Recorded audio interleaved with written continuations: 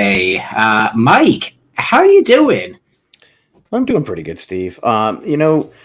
The um, the best thing about this time of year is that the weather is turning. It's unpredictable, yet you can still kind of you can still kind of know that it's at some point it's going to be super fucking hot in June. It's just like you never know when that's going to be, and just so happens that it's going to be super fucking hot this weekend. Um, or that this weekend, this week, and then we're gonna get thunderstorms, and then it's gonna be back down in the 80s and 70s for next week. Yep. That's what I love about this time of year. But the weather being unpredictable, it's still temperate enough to be outside, except for like maybe 2 or 3 days in a row. So I just put in, well, my wife and I, because she does a lot of the heavy lifting in this house, as you probably know. Um, my wife and I just put in the air conditioners, and we should be ready for tomorrow. Nice. Yeah, yeah. How about you? What have you been up to? Moving, mostly. Mostly. Y- Yeah, I mean, that's pretty much what I spent the last four-ish days doing. House closing on two properties and getting everything put into the new place. So that's been a lot of work. I almost said fun. It hasn't been fun. It's been rough. It was my mom came up from Tennessee to help, and the two of us pretty much tanked the whole thing. Um, I'm talking like days starting at 5 in the morning, ending at 9 at night, um, just powering through it. And we had to put up with some kind of dickwad buyers for the house. So the big pain in the ass was they. So I guess this is a thing that people do when they build additions on houses. Any like spare scrap material or whatever, they just kind of throw under whatever they're building and leave it there, which is kind of a pain in the ass. But this was nothing that we had done. This was a previous owner who had my property had done that, and these guys, when they were going through, were like, you need to clear out all of it. Every single piece under the front porch, under the crawl space, under the deck, everything needs to go. Um, the deck we had already done mostly previously just because that was something we saw and noticed and were able to do it. No problem. The porch was kind of obnoxious, but we knew that it was there. And so it's like, all right, whatever. I crawled at like 5 in the morning. I was crawling under the deck, just ripping boards out for my mom to load up in the pickup to bring to the dump. No problem. The crawl space, we didn't know about. So this was a big deal because basically what had happened was when we bought the house, our realtor had noted that there's a bunch of crap in there because they just had like a piece of cardboard blocking it off. And the owners were supposed to get rid of it. But what they did was they had put a board up and screwed it in. And so when we did our walkthrough, we had a different person who was helping us out. Our realtor was away or Just something. not available, right? Yeah. Yeah, so she had somebody else in the office come, and that person didn't check to see if they had actually done it. And so we just made the assumption it was done. No problem. Well, it turns out it wasn't. And it was a pain in the ass because they had literally, it was maybe a 3 foot by 3 foot opening to get into this crawl space. And there were boards in there that went the length of the house. Holy shit. Yep. So impossible for anybody to get out without getting in there with a saw and trying to cut through everything. But we didn't find out about this until literally 30 minutes before closing. Then I would have told I would have told them fuck off. Yeah, so they held back money from us until we could get it cleared out. Fortunately, our realtor was phenomenal, got somebody on the phone, like literally right then and there to go out and clear it out. It took him 2 days, but he did it. I would have just said, you have made this deal. Did you have an attorney? We don't need to get into this on Wicked Spursy, but like, I would have had an attorney on this and been like, sorry, man, you signed all the paperwork. You know, I guess they could have said it was like, yeah, you withheld information or not on the disclosure, but yeah, it was a pain in the ass. Hey, our realtor kicked ass. She took care of it. We got it done. Nice. And now I'm at my new place. Yeah. Looks great. Looks like you're settled in. You got your bedroom / office going there, and you got a little bonsai tree behind you. Yeah, nice. A Lego one, so I can't kill it. Oh, good. Yeah, because I the first thing I would do with a plant is kill it. Amy keeps the plants alive. The only thing that I keep alive are my 2 little apple trees that I'm growing and my lemon and lime trees. And your kids. Yeah, I haven't managed to kill them yet. They're still going strong. Almost this weekend. Almost. Lucas had a tournament. They got smoked by Sea Ghost and 3 different teams from Sea Ghost, and it is what it is. Those New Hampshire teams, main teams, man, they get you. But I guess so. Talking, speaking of football, we have some football to talk about. We have we can go anywhere. We have the Euros. We have Copa coming up. We have players in both competitions.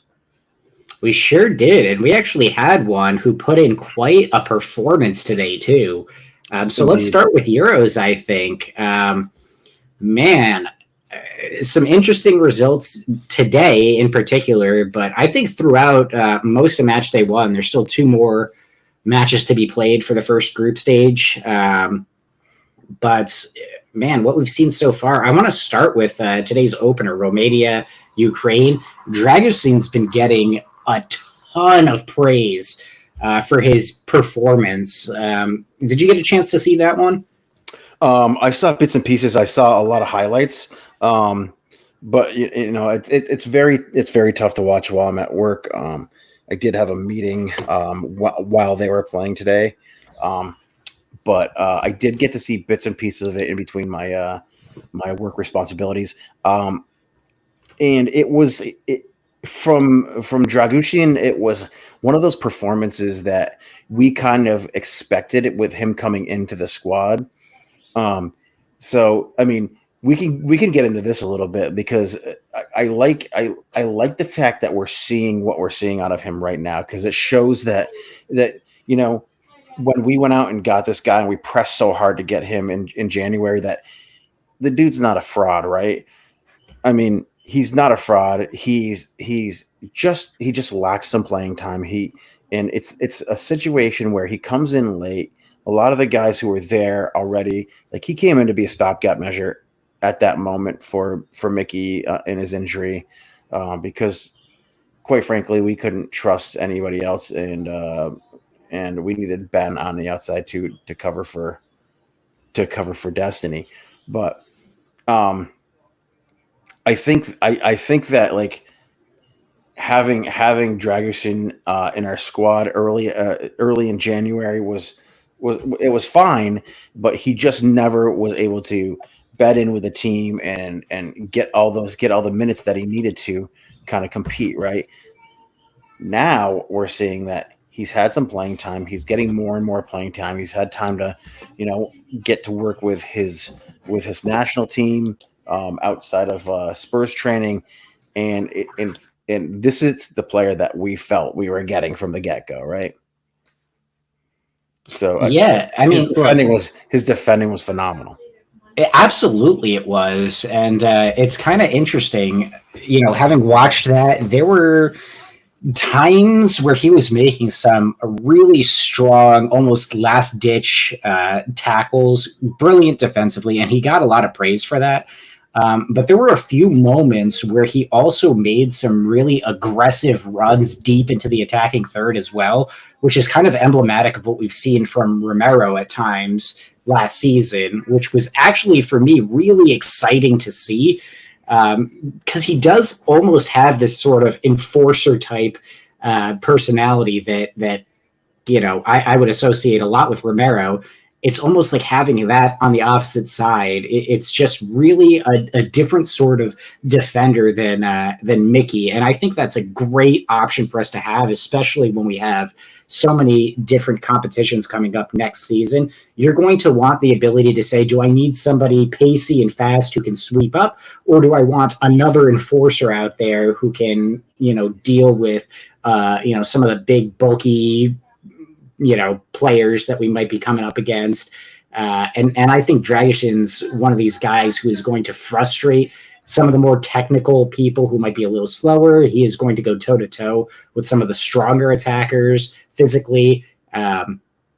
He's just a phenomenal player, and I think he totally deserves all of the praise that he's been getting for his performance today. But I do want to call out, he did do well offensively, which was, he didn't really have assists or anything like that, but just his driving runs forward to keep Ukraine honest and draw some fouls and alleviate some of the pressure that, especially towards the end of the second half, that they started to pile on. Totally something that we will be benefiting from at Spurs next season for sure.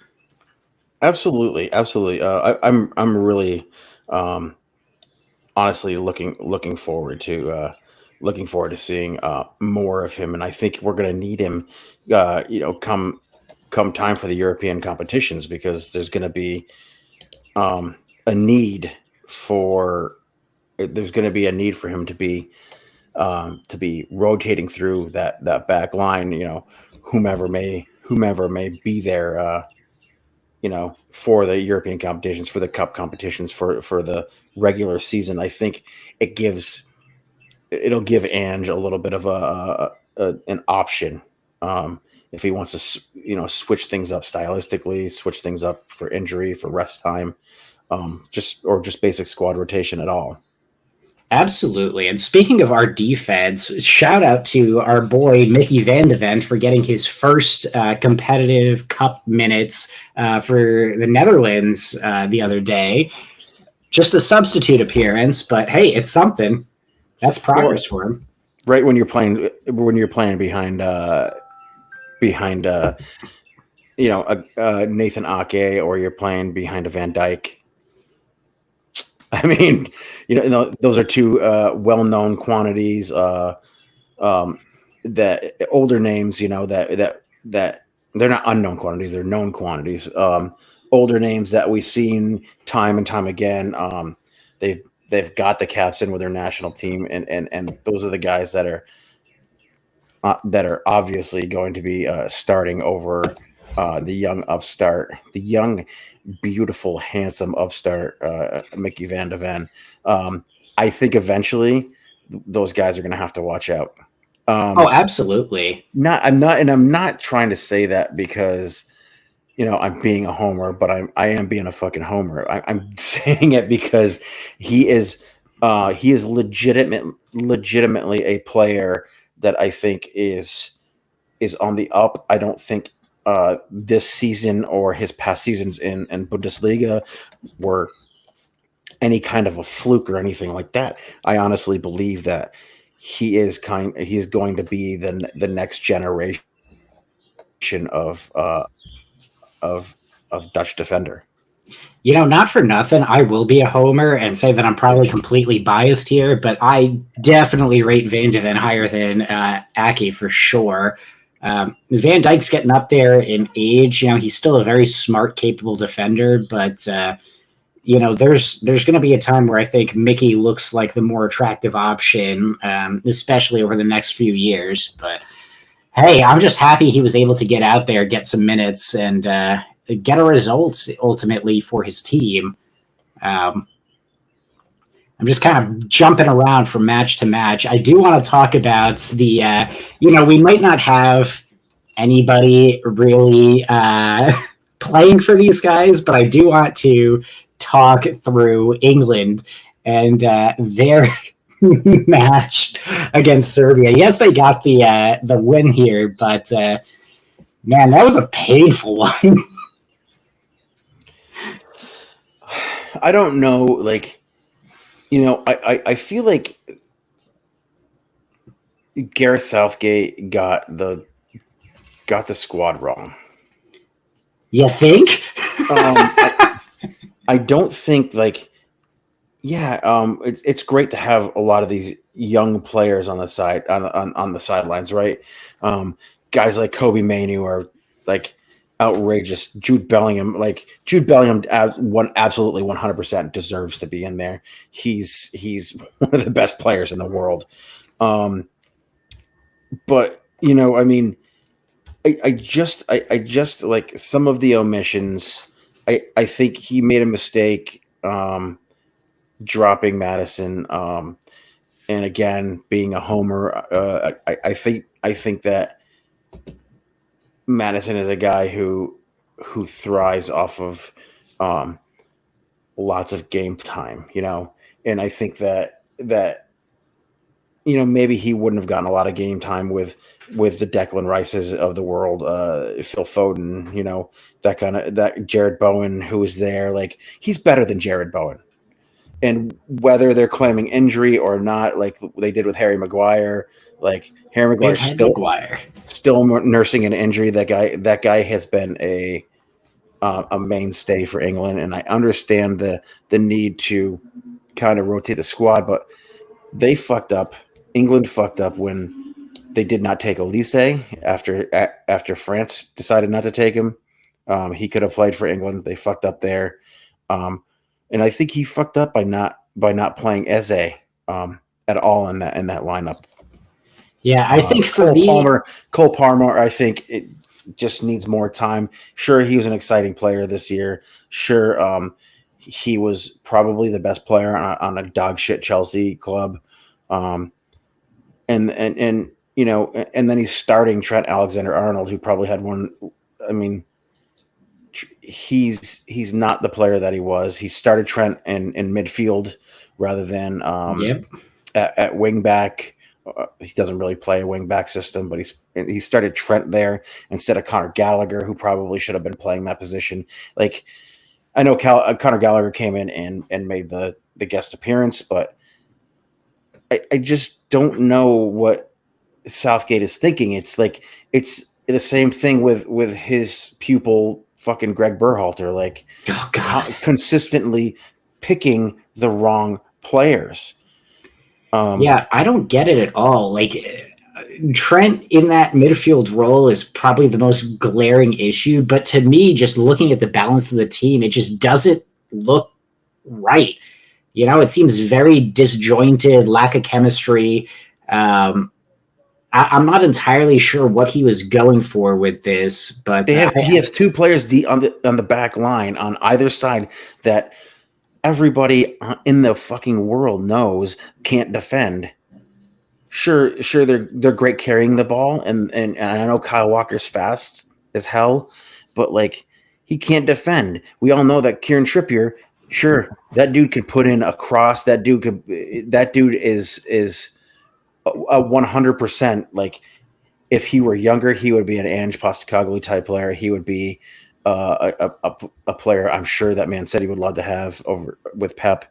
But like Kieran Trippier is not a defender. We as Spurs fans know that shit.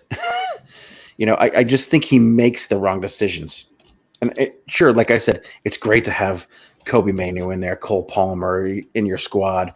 Adam Morton, who's super super exciting young player, right? Ivan Toney didn't get a sniff. Like Ivan Toney probably should have been relieving Harry Kane for whatever Harry Kane was doing out there, jogging around his best. in his Skechers. Yeah, I don't know. For all these people who are talking about, oh, is it coming home? Is it coming home? I don't think so. I think England were lucky to get the win. To be honest, I think when they go up against some of the more composed sides, they're going to get humbled.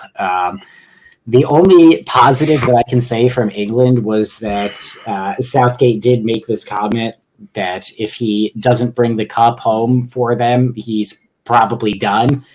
And I think that should have been the case after the World Cup. Give somebody else the opportunity. But then again, I also think that the U.S. should have fired Berhalter after the World Cup, and we're having to put up with him again for whatever reason. So that sucks. We can get into that in a minute because I just have this argument I need to make about Berhalter.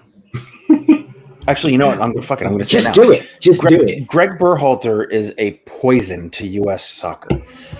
The last 2 to 3 years, the U.S. has had some supremely talented players. This will be the first year ever that every single starting player is, well, theoretical starting player is in one of the top 5 leagues in the world. Plays in one of the top 5 leagues in the world. We also have Josh Sargent, who plays for Norwich, right? And you know, Weston McKennie just signed with another Champions League team. You know, all of these players are playing for the top 5 leagues in the world. These are supremely talented players. If they weren't supremely talented players, they wouldn't be getting into squads. And Greg Berhalter, time and time again, has fucked up. You know, and I think that Berhalter, being a student of Southgate, who is a student of Berhalter, I think maybe they really seem to.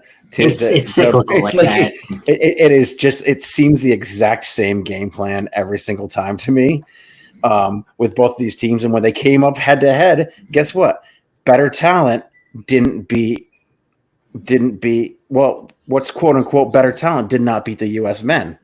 You know, they drew. I honestly believe that the U.S. has a team that's talented enough to make a run in the Copa if they're coached properly.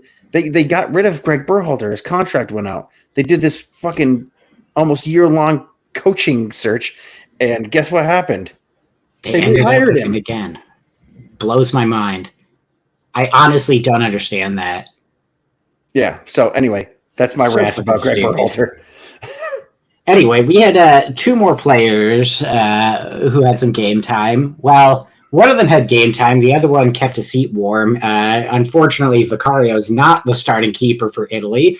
Good for him to be among the squad and everything, but yeah, it's going to take quite a bit for him to see play in this competition, I think.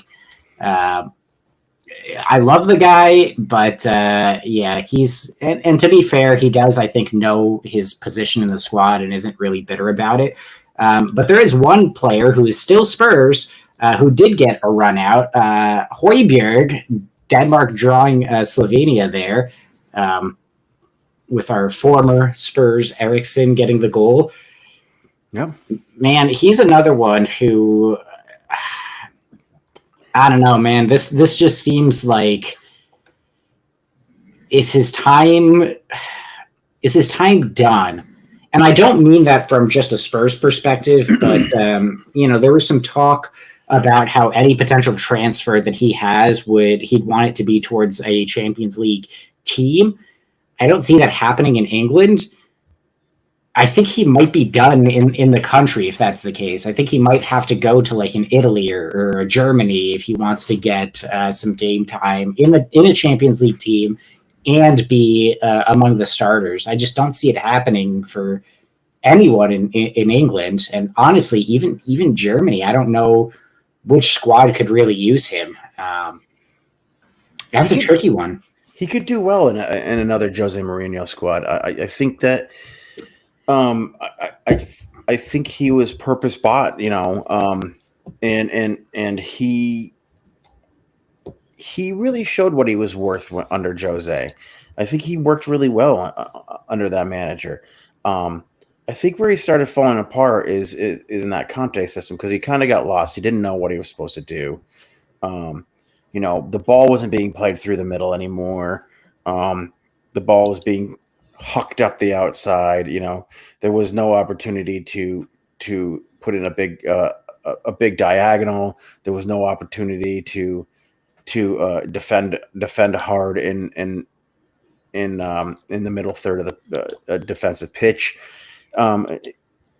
He just got lost in Conte's Spurs, and for that matter, in him being not as much of an attacking player in the previous years with Spurs, he got lost in Ange's Spurs as well. So like, it's hard to say. I think Højbjerg works in certain systems. He's a system player. You see it all the time in the NFL.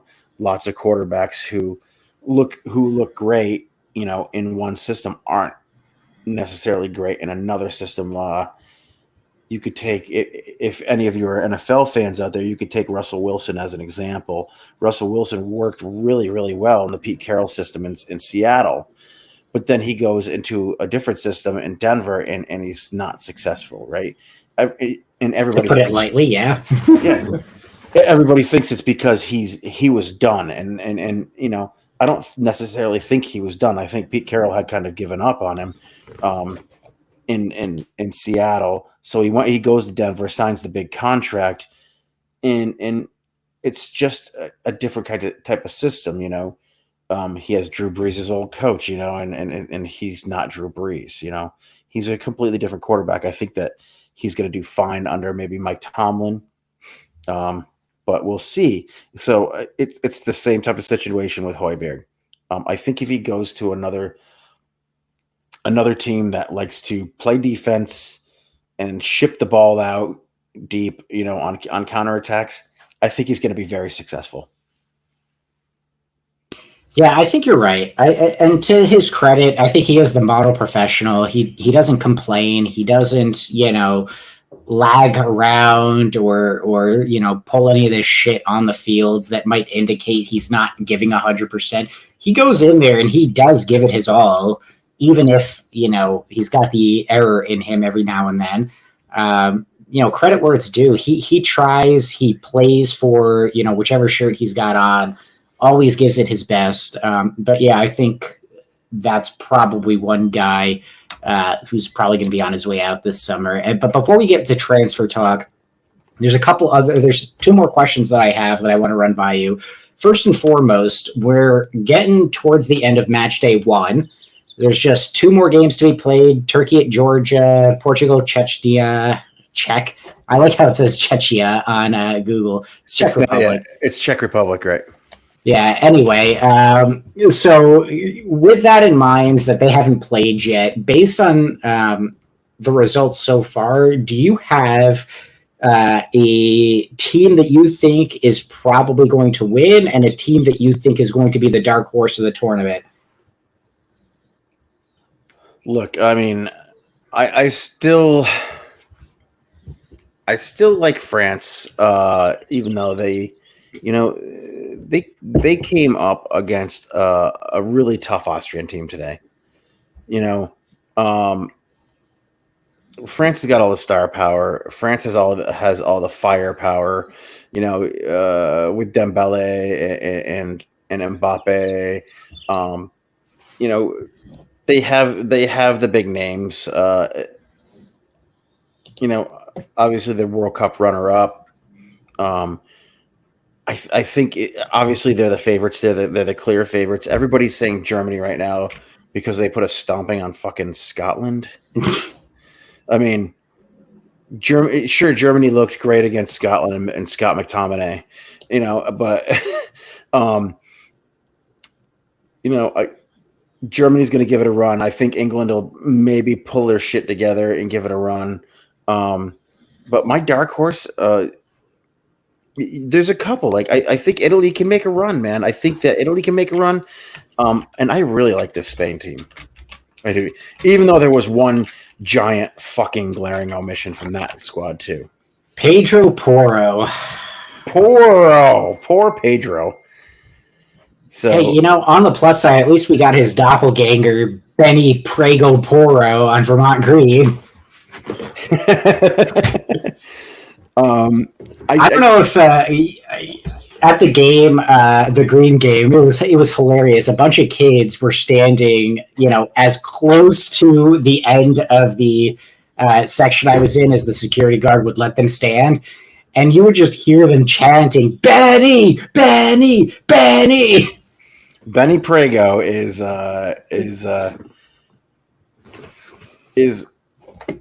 easily a fan favorite there, for not just for his play in the U.S. Open Cup matches, being very generous with his time, leaving his college and his college team to come and play in the U.S. Open Cup games in fucking the freezing temperatures of March in Vermont. He's probably gonna go down as one of the top fan favorites ever in the history of this club. Benny Prego put in an amazing performance against Space Ghost Coast to Coast United, and continues to impress coming off a preseason injury for United Green or for Vermont Green. So to me, it's just funny. He plays the same role as Poro, and they kind of have the same sort of fuck it, let's go hard attacking attitude, and I'm so here for it. But there is one other question. Boy can put it across too, and he's great. He's great on the set piece. It's crazy. Yeah, there is one other question that I wanted to run by you before we touch on transfers for Spurs specifically, and that question is this: hey, Mike, what you drinking? You got me. Yes. Love it when you ask that question, right? I love it when you ask that question, Steve. It's been a while. I know we're gonna probably just unless some crazy transfer shit happens, which you never know is gonna happen. We're gonna bring you hopefully one shout a month from Wicked Spursy here, but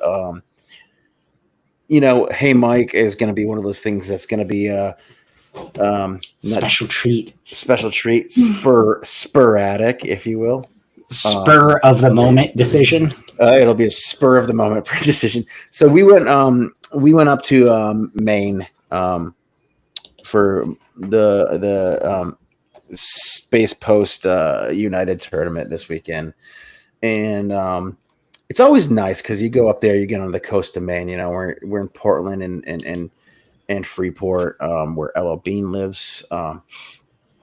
And like there are, and Adam is really going to love this. Our friend Adonalist is going to love this.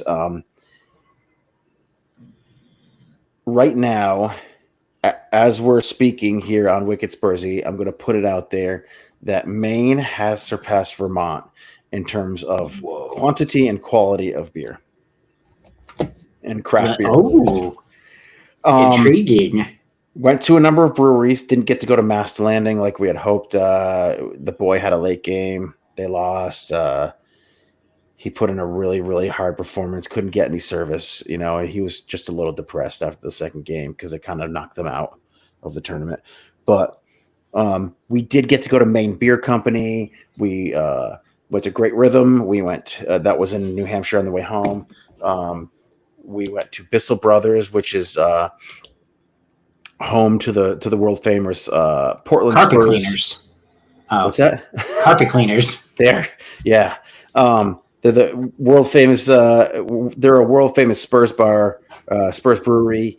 They have the Vermont Spurs scarf hanging up there, as well as probably 20, 30 others. Wear your kit in there. Maybe get yourself a free 4-pack like I did.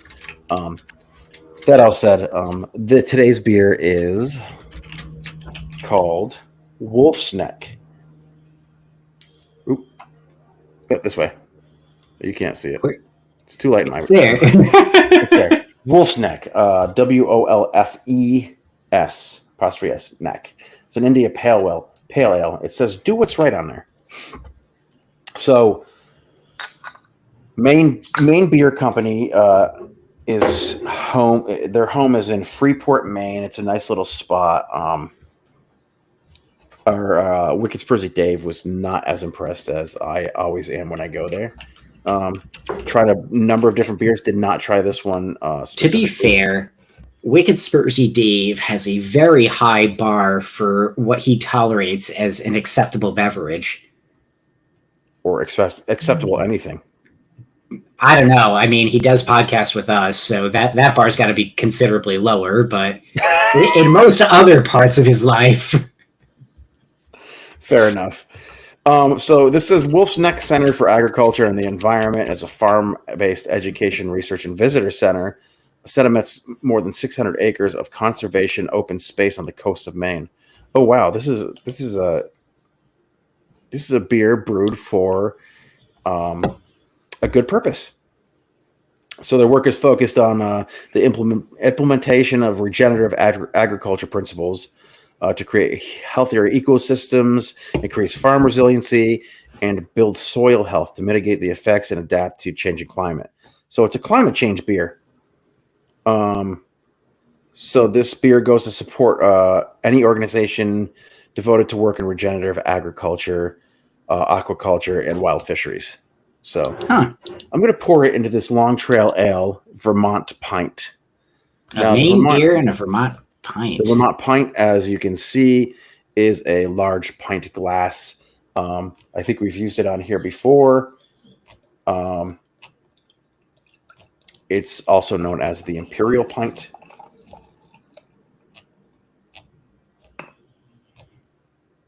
Imperialist scum. Oh, this beer smells wonderful. I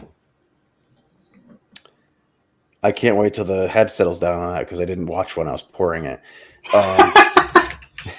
So it smells wonderful. It's got like, I don't know what kind of hops or anything goes into this, but it's 6.5% alcohol.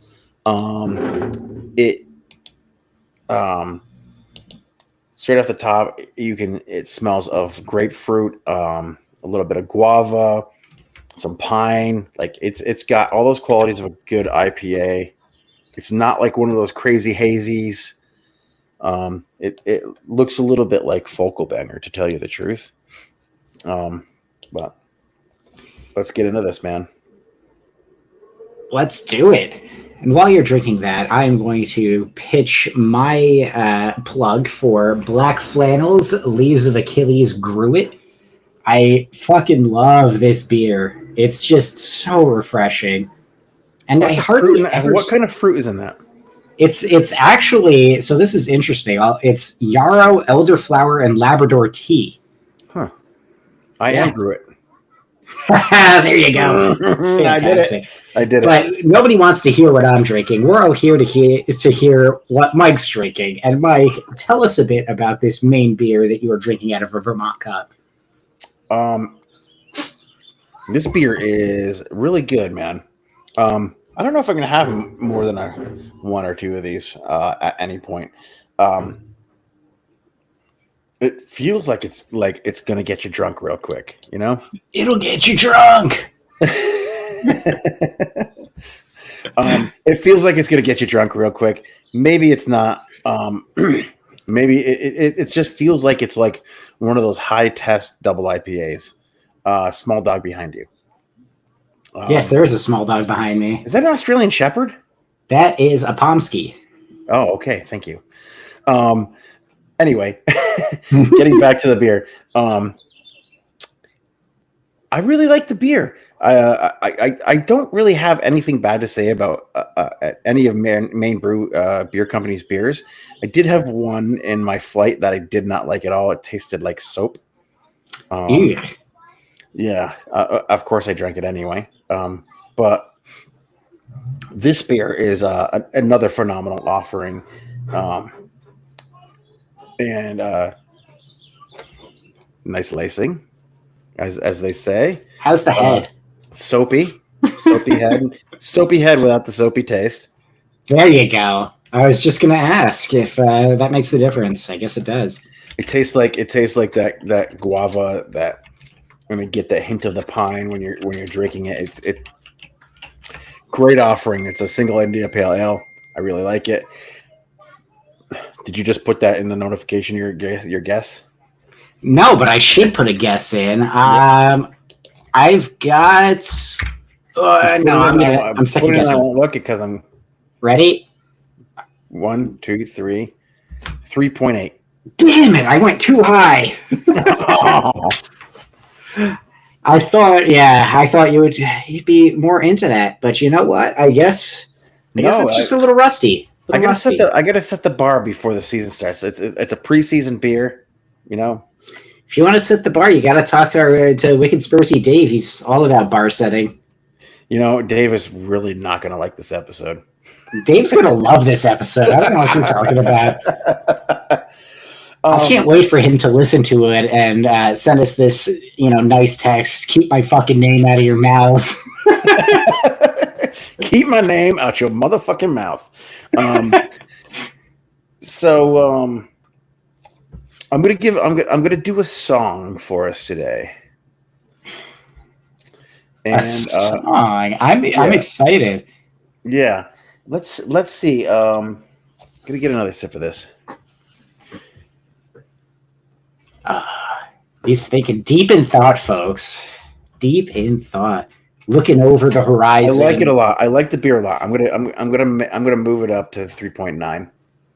Well, it's closer to my guess, but it's still no 4.2. But I'm not gonna give it 4.2. I'm gonna go Iron Maiden, Run to the Hills. Ooh, yeah, that's a good one. Yeah. Why? Why that one in particular? It has that like I said, it feels like it's gonna get you drunk really quickly. It just has that you know how Run to the Hills has that it has that driving run to the hills, and it has that driving that beer has that driving feel have too many of these too quickly. They're it's so easy drinking and it just pumps you and pumps you and pumps you. Next thing you know, you're drunk. Perfect. Yes. And then you have to run for your life. I don't know what sort of shenanigans you're getting yourself into, but that's not typical for shenanigans, Steve. Yeah, well, we'll see. We'll see. We do have the Wicked Spursy barbecue coming up in a couple of months here, and see where that gets us. Well, I have it on the calendar. The new patio is all set up, so we're ready to go. Yes, new patio. So, Mike, remind us, what is the beer? And you guys, the beer is the beer is Maine Beer Company Wolf's Neck India Pale Ale. I gave it a 3.8 with a revised 3.9. The song was Iron Maiden's "Run to the Hills." Now, if you were to take a stab at what you think Wicked Spursy Dave would rate that, what number do you think you'd come up with? 2.3. Dave hates Maine Beer Company. Dave hates Maine confirmed. You heard it here first. Wicked Spursy Dave is not a fan of Maine. I wonder what his entire state. Wonder what his feelings are on Rhode Island. We'll have to turn to our special guest, Rhode Island Brian, at some point to see his thoughts on this interstate conflicts that we've started. You know what? We may even have a Massachusetts guest as well. We'll call him Massachusetts Tristan. So that doesn't roll off the tongue as well as it really doesn't. I don't think that's going to work. But he's been on the show before, so we may see him again. Do you think we're forcing a sort of Highlander situation where our guests are going to have to fight until there can be only one? There can be only one. I think for my money, Rhode Island Brian is probably the most unassuming of all of us, of all of the potential guests. I think Tristan is tall. Nick is too nice. Nicky Winks, you don't think he would win the Wicked Spursy Highlander? No. I think the sword will go to Brian from Rhode Island. I think he's probably the biggest threat and the biggest wild card. You heard it here, Rhode Island Brian. If you ever find yourself in some sort of Highlander type scenario, you got Sean Connery's ghost coaching you through it. You got to watch out for that guy. Mm-hmm. For sure. But that's been Hey Mike, and we're we're getting pretty Firmly off the close here. rails. We did go off the rails, but let's bring it back real quick and talk some transfer news. We don't really have a whole lot going on just yet, but Mike, what are some of the grumblings that you're hearing in Mike TK land? Mike TK land. I'm not going to get too crazy on it. That's my job. That's exactly right. Like we said, Weston McKennie, who I was pulling for the past 2 seasons, because I love him and I love the way he plays, and I think he would fit in this Ange system. Weston McKennie is signed for Aston Villa. Elise is dead to me. He signed for Chelsea, or is signing for Chelsea. That's the word on the street from Fabrimano, right? And it looks like our very own Emerson Royale is agreed in principle with AC Milan, and it's just a a Daniel Levy transfer acceptance fee away from being done, right? I think that the big one right now for us that we're hearing grumblings of is Ivan Toney. Oh yes, I knew that was coming. Yeah, I think that Ivan Toney, as much as we hated his shithousing, I think he's a shithouser. We need more shithousers on this team. We need Eric Lamela back to come back in. I mean, an Eric Lamela type, I don't think now is the time. I think he would have fit into Ange's system years ago. He would have been perfect for Ange's system. But I think that like Toney has skill. He's young enough. He's smart enough to play the position that we need up front. He's going to be a great rotation option. He's going to be a great starting option. And it seems right now all the outlets are saying he's agreed to terms in principle with the club. Now it's just a fee. The first fee I think that has been reported was 40 million. Was that we offered? Obviously, that's getting kicked back at us. He's going to go for 60 to 70 million probably. So I don't know that Daniel Levy will pony up that cash for somebody like him. I'd rather see some sort of creative midfielder who can play out on the wing too, like Eze come in. There are a number of other rumblings around, but like that seems to be the big name right now. Toney is English. There's going to be the English tax that comes with it.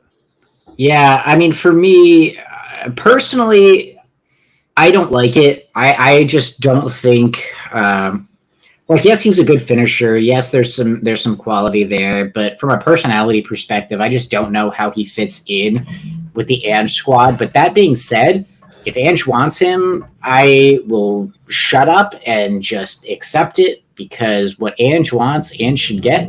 And what the fuck do I know? I'm just some guy who sits behind a keyboard and tells people they're wrong most of the time, but I would never tell Big Ange he was wrong. I love the dude too much. So if he says Toney is right, then I'll suck it up and deal with it. But until I hear that from him specifically, I am just not sold. I don't know. We'll see how it goes. But again, it's crazy season. Toney's away with England, so it's not like we're going to really see too much. As is Eze. Yeah, so... Yeah, so I think like any English players that we're looking at, there's a rumored $60 million bid on the table right now for Eze, which, obviously with their performance at the end of the season, Crystal Palace is going to be rated. They're going to be rated with RAIDED from every team.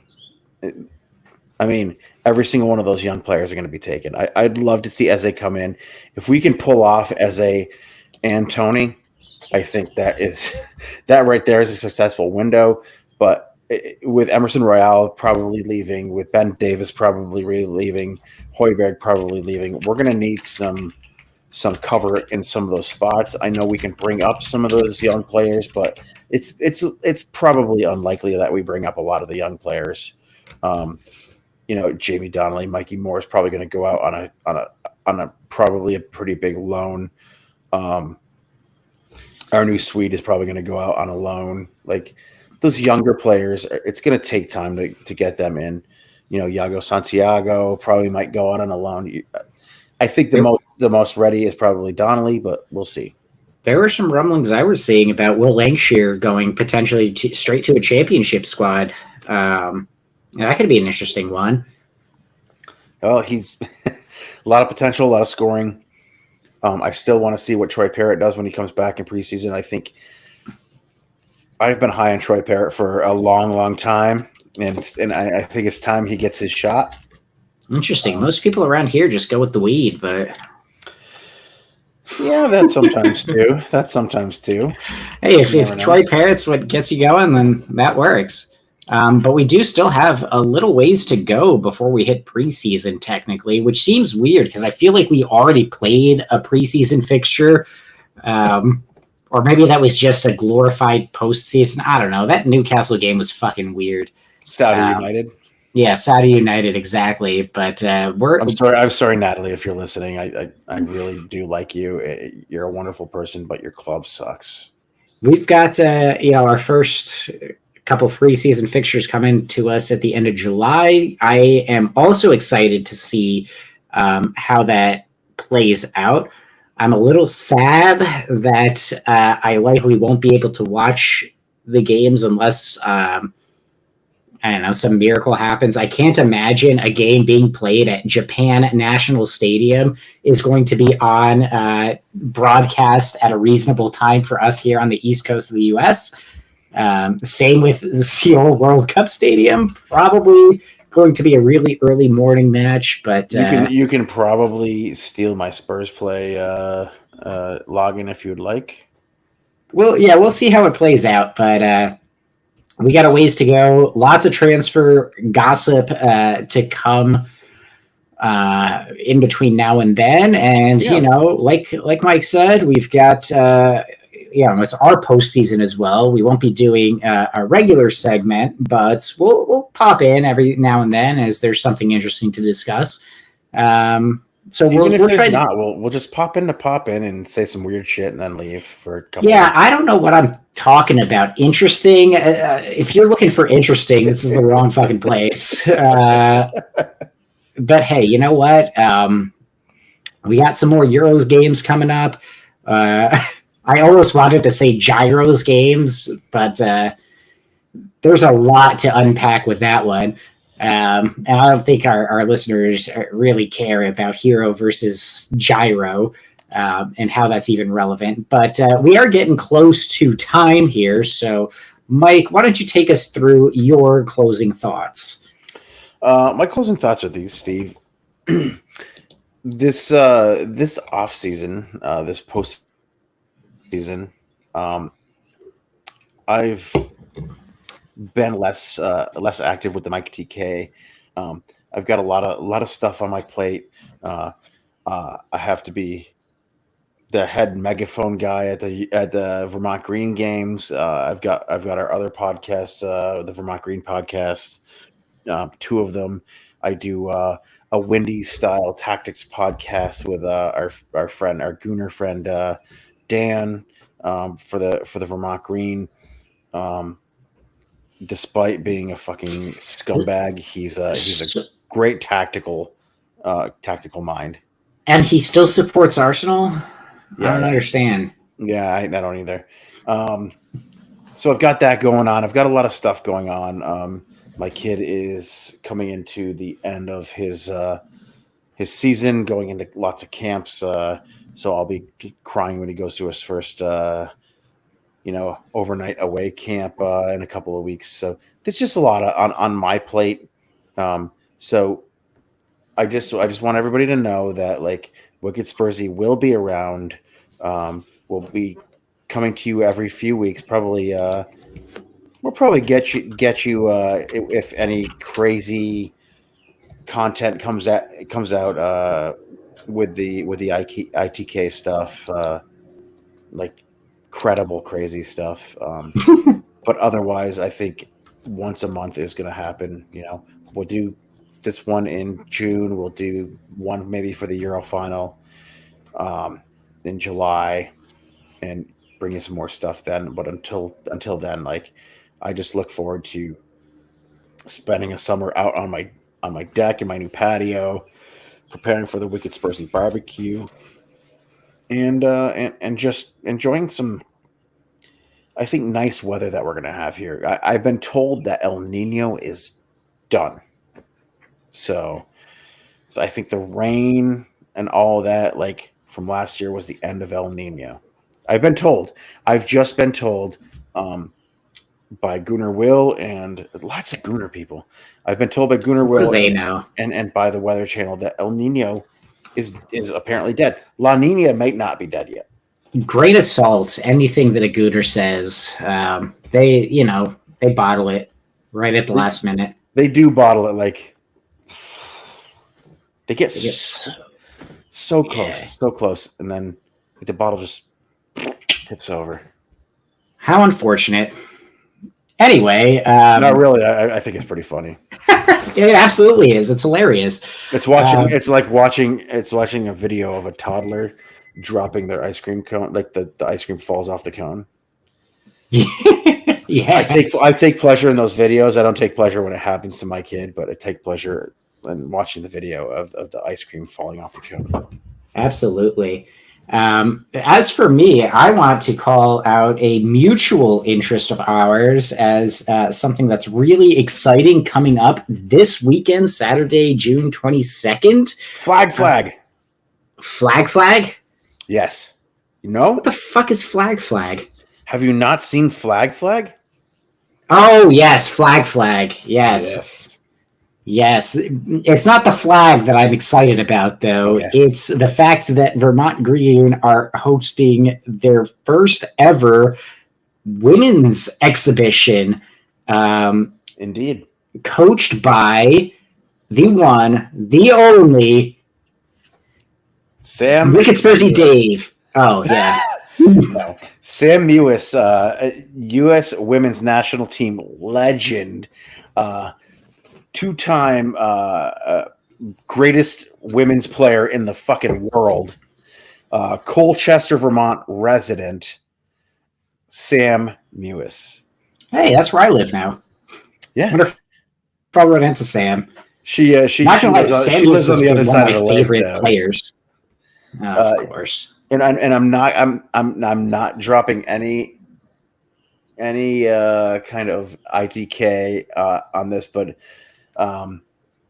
it's already kind of known that maybe not Sam Kerr might be involved too. So if any of you in Wicked Spursy land out there love your U.S. women's national team, come watch this women's exhibition, this first ever women's exhibition, because it's gonna be a raucous time.